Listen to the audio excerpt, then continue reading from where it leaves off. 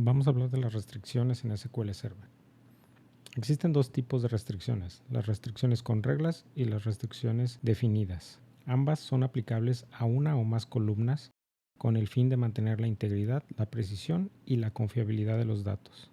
Si los datos a insertar no cumplen con estas reglas, se cancela la operación y no se permite modificar o insertar datos. Normalmente las restricciones se crean cuando se crea la tabla utilizando el comando createTable, pero también pueden ser creadas más adelante utilizando el comando alterTable. Tenemos 6 principales reglas que son la not null, la unique, la primary key y la foreign key. También la regla check y la regla default. Existe una forma de revisar estas reglas en el SQL Management Studio y también tenemos un comando con el cual podemos revisarlas desde una ventana de consultas de SQL Server. Muy bien, existen dos formas de revisar qué tablas tienen reglas o constraints definidos. La número uno es mediante el Object Explorer, en donde podemos consultar directamente las carpetas de la tabla que queremos identificar.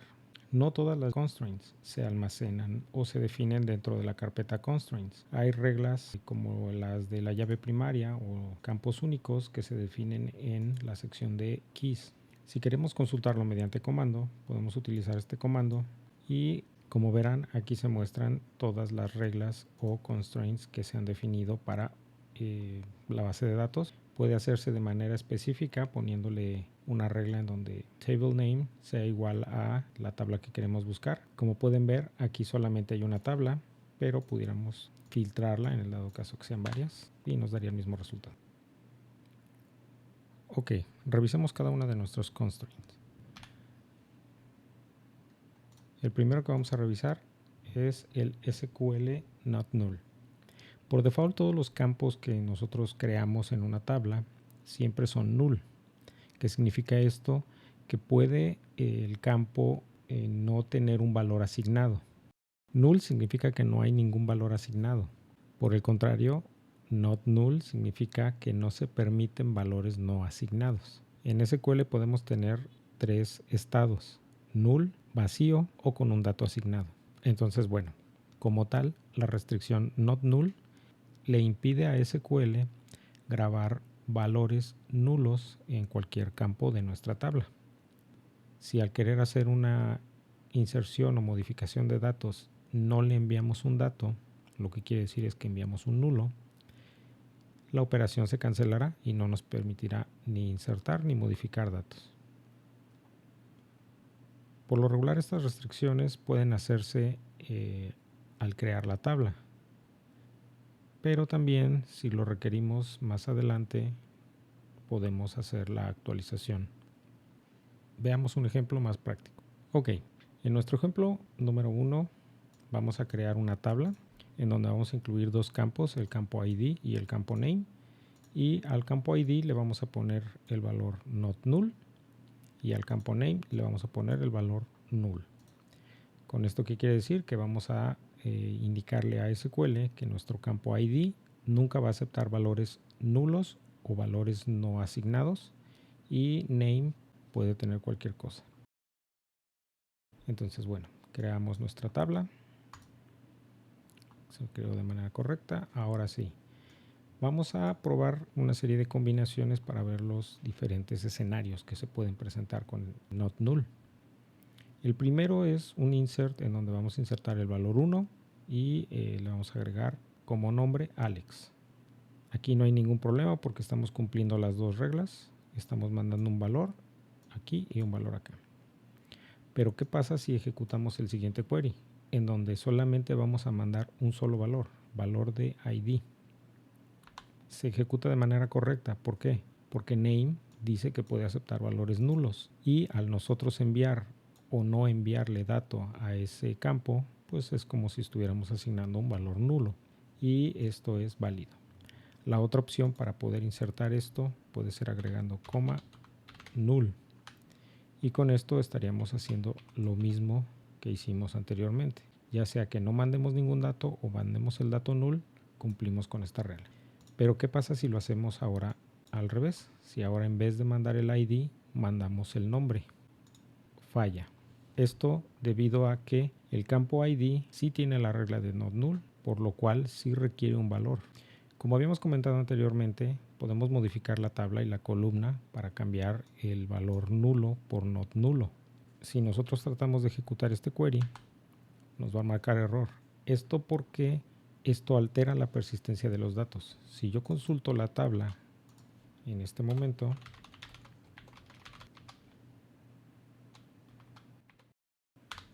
podemos ver que ya tenemos insertado un registro que tiene un valor nulo en el campo que queremos cambiar. La regla es que no acepte nulos, pero ya tenemos uno con nulo. Entonces, para poder agregar esa nueva regla, lo primero que hay que hacer es quitar esos datos.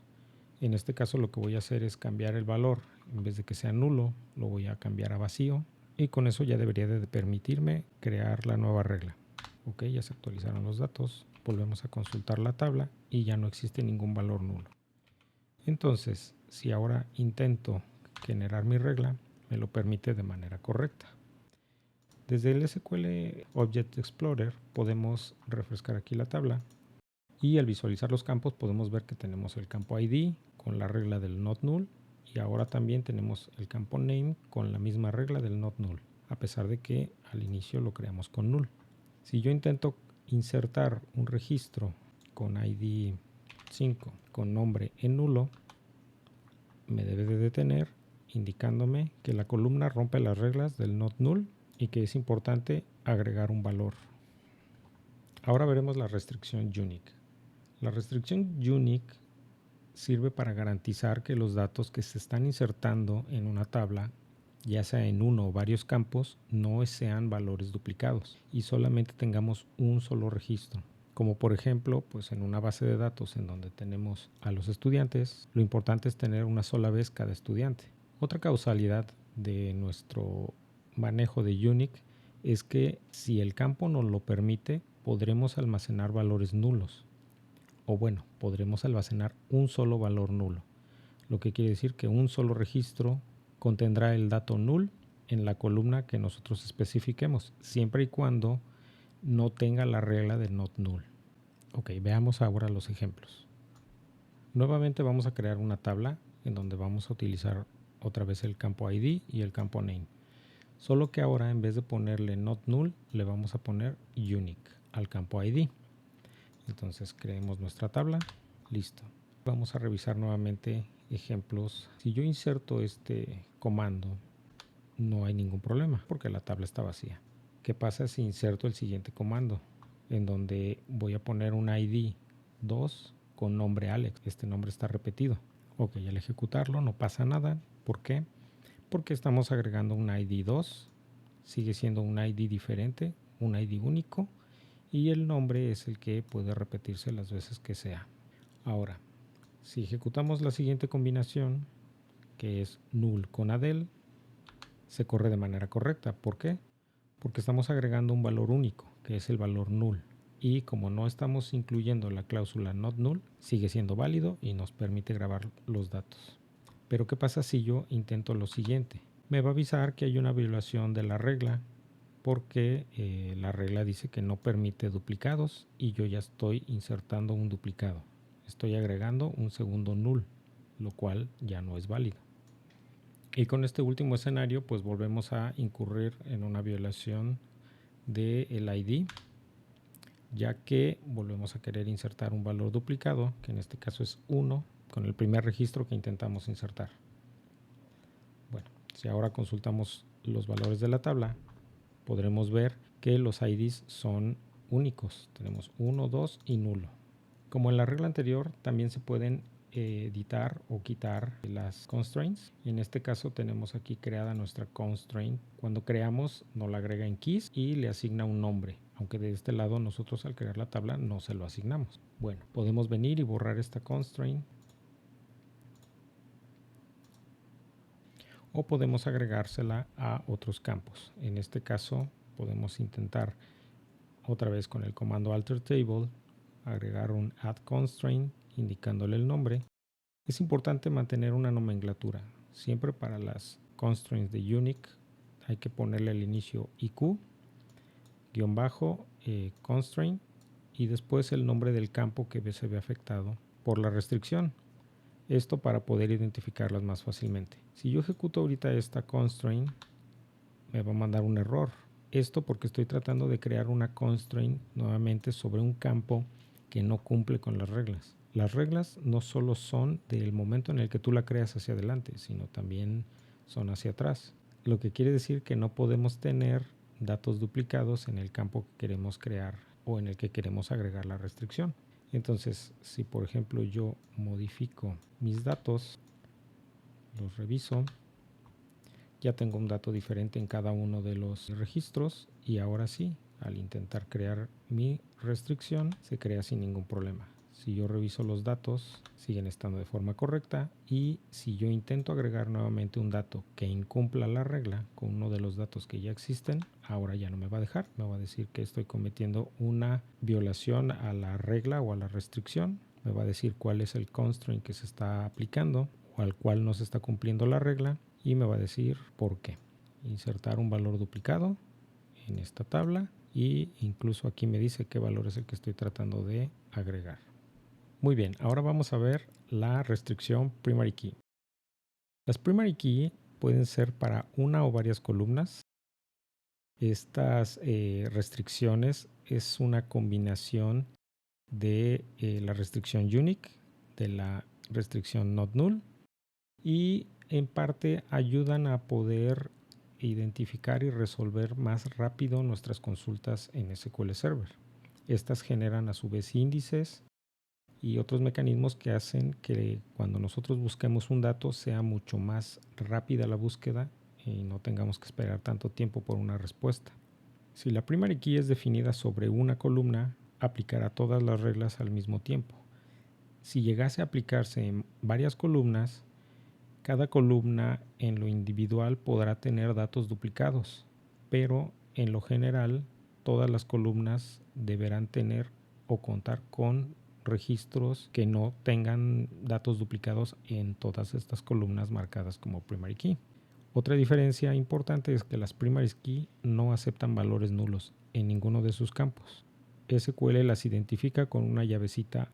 Vamos a ver un caso práctico de cómo crear esto. Muy bien, ahora vamos a crear una nueva tabla, otra vez usando el campo ID y el campo name. Y ahora el campo ID lo vamos a definir como primary key. Ok, una vez ejecutado nuestro query, podemos venir aquí al Object Explorer, y si desplegamos nuestra tabla y nuestros campos, podemos ver que ID ya dice que es un PK o primary key, y ya viene marcado con la llavecita como les había comentado. Entonces, si ahora nos venimos y ejecutamos cada una de las combinaciones de datos de prueba, vamos a ver que el primero no tiene ningún problema. Se insertó un ID único con nombre John. El segundo, intentamos insertar un valor nulo, el cual falla porque, como les había comentado, los IDs de primary key no aceptan valores nulos. El siguiente comando también nos falla. ¿Por qué? Porque estamos nuevamente incumpliendo una regla del primary key, que es que no puede tener valores duplicados en los campos de primary key, y en este caso tenemos aquí un valor duplicado. Al igual que con las otras restricciones, podemos venirnos aquí al área de keys o de constraint, dependiendo cuál sea nuestra restricción, y podemos borrar la restricción. El único tema o la única consideración que hay que tener con los primary key es que, como les había mencionado, se genera un índice. Más adelante veremos un video dedicado a índices, mientras es importante mencionar esta relación entre estos dos objetos de la base de datos. Entonces, para poder borrar una primary key hay que borrar el índice. Si yo borro el índice y después me vengo y actualizo la base de datos, en automático desaparece nuestra primary key.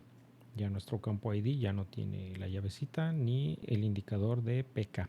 Entonces yo ya puedo venir e insertar más datos. Si yo consulto cómo está actualmente nuestra base de datos, podemos ver que ya tiene valores duplicados en el ID.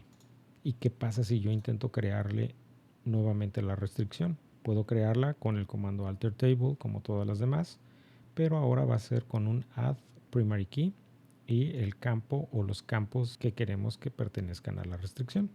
Si yo ejecuto esto, me dice que no se puede. ¿Por qué? Porque nuevamente, si vamos a crear una restricción, los datos que actualmente estén en la base de datos también tienen que cumplir con esa restricción. Entonces, consultamos nuestra base de datos y tenemos datos duplicados en el ID. Entonces, vamos a cambiar uno de los IDs. Si consultamos nuestra base de datos nuevamente, vamos a ver que ya tenemos IDs únicos. Y ahora sí podemos venir y crear nuestra restricción. Entonces, si aquí en el Object Explorer actualizamos, vemos las columnas, vemos que ya tenemos nuevamente nuestro ID marcado como campo llave y como les había comentado, también se creó nuestro índice de manera automática. Ahora vamos a revisar la siguiente restricción, que es Foreign Keys. Las Foreign Keys ayudan a vincular dos tablas mediante uno o varios campos. En la tabla primaria van a ser los campos de la llave primaria y en la tabla secundaria puede ser cualquier otro campo que queramos relacionar con esa tabla.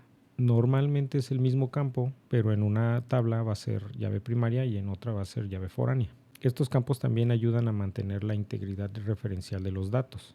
¿Qué quiere decir? Que, por ejemplo, en esta imagen yo tengo la tabla order y tengo la order details.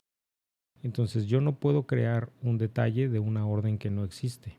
Y en cuanto a relaciones, por lo regular una orden tiene muchos registros de detalle. Otra de las propiedades de las llaves foráneas es que controlan la eliminación o actualización de datos, ya que yo no puedo borrar una orden si en la tabla de detalle existen registros asociados. Lo que tendré que hacer es primero eliminar los registros del detalle para después poder borrar la orden. Ahora pasemos al caso práctico. Ok, para nuestro ejercicio vamos a crear una tabla padre en la cual vamos a incluir un ID como llave primaria y un campo name. Una vez creado esto, vamos a crear ahora una tabla hijo que va a contener su propio ID y va a tener un ID referenciado con una foreign key hacia la tabla padre campo ID. Ahora que ya tenemos nuestras dos tablas creadas y que ya creamos nuestra referencia mediante foreign key, podemos correr los siguientes datos. Esto lo que va a hacer es llenar la primera tabla, la tabla padre. Y ahora sí, dentro de la tabla hijo, si nosotros tratamos de insertar un registro en donde el ID de la tabla hijo sea 1 y el ID de la tabla padre sea 1, nos va a correr de manera correcta, porque le estamos diciendo que este ID va a contener un 1 y este 1 pertenece o está referenciado a este 1 que es el ID de nuestra llave primaria o de nuestra llave padre. Pero ¿qué pasa si intentamos ejecutar este otro query? Nos debería de fallar, porque estamos diciendo que vamos a insertar un registro con ID 2, que es el ID de la tabla hijo, pero que vamos a apuntar al registro 4 y nosotros solamente agregamos 3 registros. A esto me refería con la integridad referencial. Yo no puedo aquí en esta tabla referenciar algo que no existe. Por ende, este registro no puede ser creado. Y esa es una de las validaciones que ejecutan las llaves foráneas. De la misma forma que cualquier otra restricción, esta también puede ser borrada. Si nos venimos aquí al Object Explorer, podemos ver que la tabla hijo en la sección de columnas tiene otra vez nuestros dos campos, el campo ID que habíamos definido aquí arriba y el campo ID que habíamos definido como foreign key. Si se fijan, a la llave primaria le agrega PK y a las llaves foráneas les agrega FK y le pone una llavecita inversa indicando que es una llave foránea y la llavecita negra es llave primaria. Y si nos venimos aquí a la sección keys, vamos a ver que aquí tenemos nuestra restricción con el nombre que le asigna SQL directamente siguiendo las reglas que ya habíamos mencionado. Un acrónimo FK, la palabra constraint y el campo al que se ve afectada esta restricción. Si venimos aquí, presionamos F2, nos deja editar ese nombre, pero vamos a copiarlo. Y podemos venir y pegarlo aquí. De la misma forma, utilizando alter table, como lo hemos venido haciendo con otras restricciones, agregando drop constraint podemos borrar nuestra restricción. Si la ejecutamos con F5, venimos y actualizamos en el Object Explorer, pues ya nuestra columna ID ya no tiene referencia con ninguna otra ya podemos agregar cualquier dato y ya no importa la referencia ni la integridad con la tabla padre. Vamos a hacerlo, ejecutamos este query y ya nos dejó agregarlo. Entonces vamos a ver cómo quedó nuestra tabla.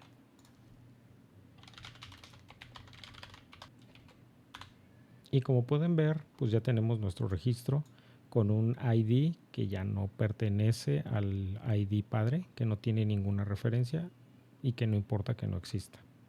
Muy bien, ahora si queremos crear nuestra constraint, pues nuevamente nos encontramos en el dilema de que los datos que ya existen deben de ser coherentes con la referencia que estamos creando. Si intentamos crearla nos va a mandar error.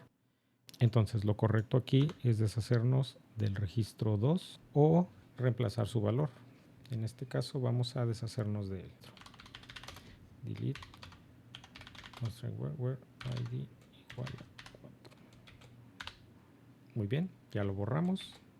Consultamos la tabla, en efecto se borró y ahora sí vamos a volver a aplicar nuestra foreign key. Y ya se generó. Entonces si nos venimos aquí al Object Explorer, actualizamos, desplegamos columnas y aquí ya pueden ver que tenemos nuestra primary key y nuestra foreign key nuevamente.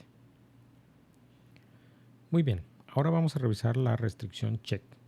Esta restricción nos sirve para poder aplicarle a una columna ciertas restricciones basadas en rangos de datos.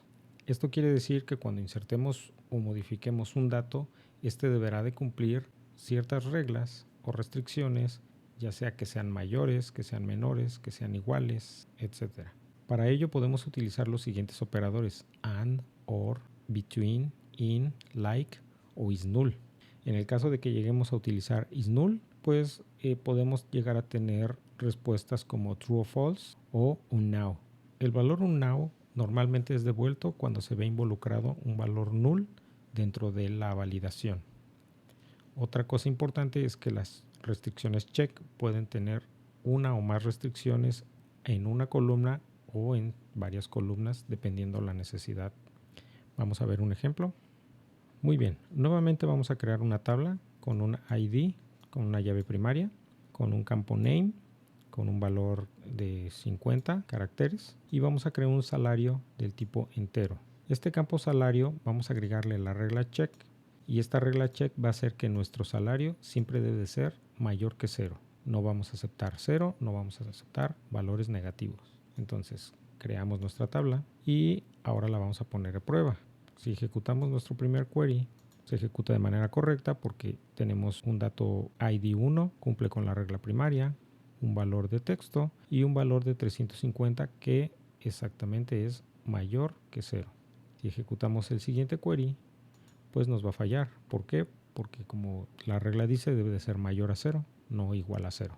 Y la siguiente regla de igual forma nos debe de fallar porque es un valor negativo. Una propiedad que tienen las restricciones check es que no validan nulos. Entonces si nosotros ejecutamos este query, el nulo es un valor válido, a pesar de que no se cumple con la regla.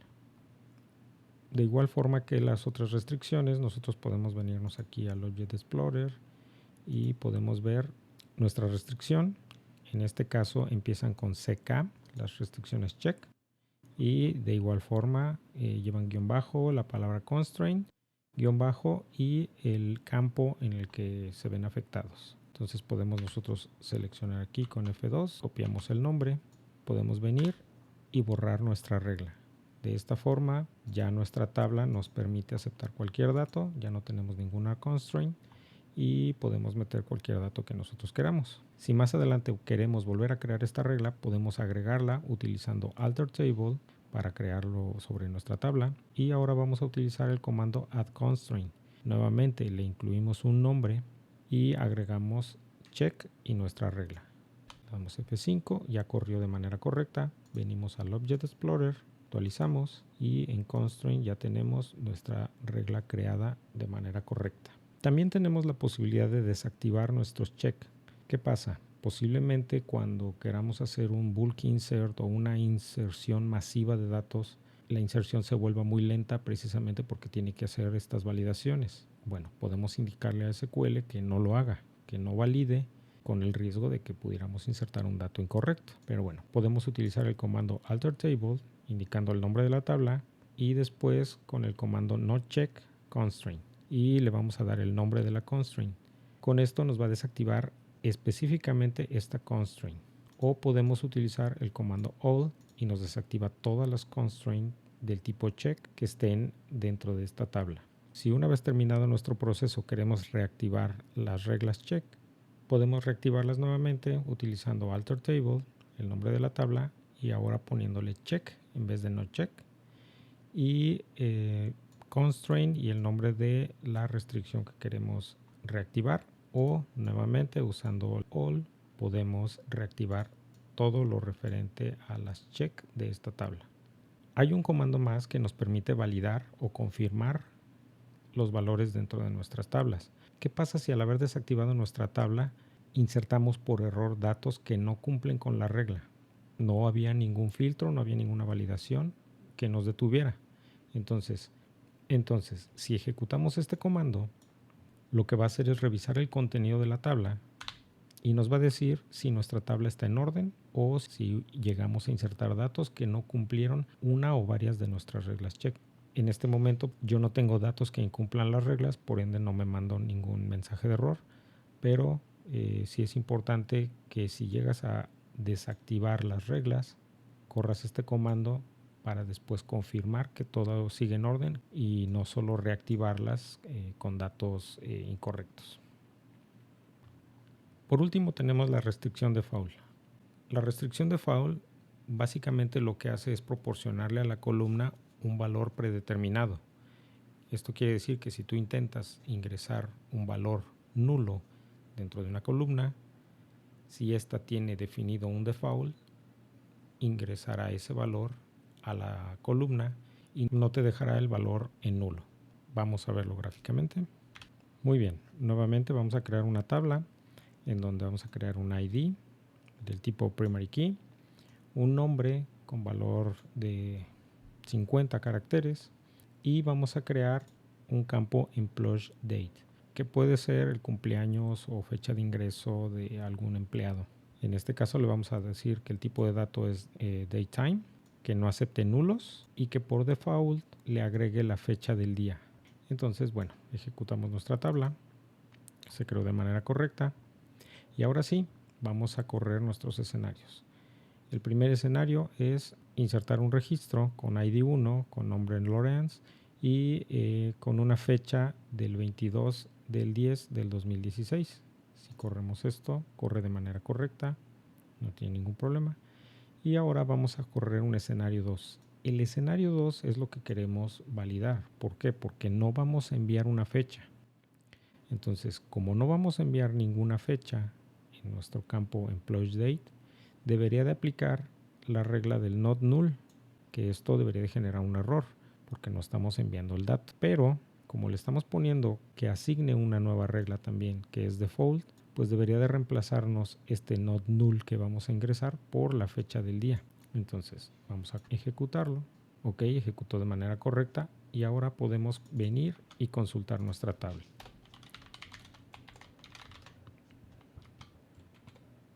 Ahora sí, como verán, aquí en la tabla podemos ver que el primer registro sí se agregó con la fecha que le dijimos y el segundo registro, como no le enviamos nada, pues aplicó la regla del not null y luego la del default. Y en el default agregó la fecha de hoy, que es la misma que yo tengo aquí en el sistema. De igual forma podemos venirnos aquí al Object Explorer, actualizamos nuestra tabla 5 y si revisamos las constraints, aquí está nuestra regla. Como ya les había comentado, cuando ustedes crean una tabla y definen este tipo de restricciones, SQL por default crea la restricción y le asigna un nombre. Aquí la nomenclatura inicia con df y le pone también constraint y el nombre del campo. Si nosotros venimos y nos copiamos el nombre del campo, utilizando nuevamente el alter table, podemos decirle que queremos borrar una constraint, le damos el nombre y nos elimina el default de la columna employees. Y de igual forma podemos usar el alter table, pero ahora con add constraint asignándole un nombre, definiendo qué tipo de constraint es, que es una default, y le podemos decir qué regla queremos que aplique al default, que es el getDate, y a qué campo queremos que se lo aplique. Y de esta forma podemos regresar nuestra restricción. Entonces, si yo actualizo aquí, ya tengo aquí creada mi nueva restricción. La diferencia entre la que existía y la que yo puse es el nombre. Este se lo dio SQL y este se lo di yo. Y de esa forma funcionan todas las restricciones que tenemos en SQL Server. Espero esto les haya servido. Saludos.